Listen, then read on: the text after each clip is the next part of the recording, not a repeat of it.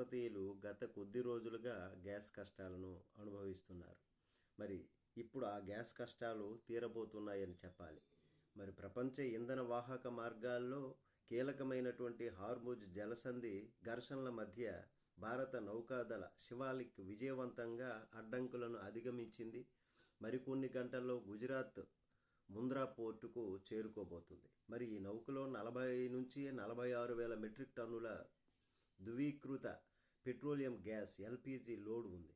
మరి ఈ సరఫరా దేశవ్యాప్తంగా గృహ అవసరాలకు, చిరు పొట్టి వ్యాపారాలకు కూడా సరఫరా పెరుగుతుంది. అయితే ఇదిలా ఉంటే ఇప్పటికే మరో నౌక నందాదేవ్ 46 వేల మెట్రిక్ టన్నుల ఎల్పిజితో భారత్కు చేరుకుంది.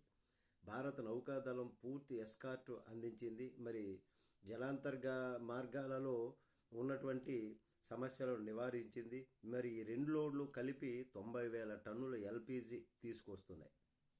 తక్షణ కొరతను పూర్తిగా తీర్చే అవకాశం ఉంది. మరి ఇది భారత జల మార్గాల్లో సాంకేతిక భద్రతా సామర్థ్యానికి నిదర్శనం అని చెప్పాలి.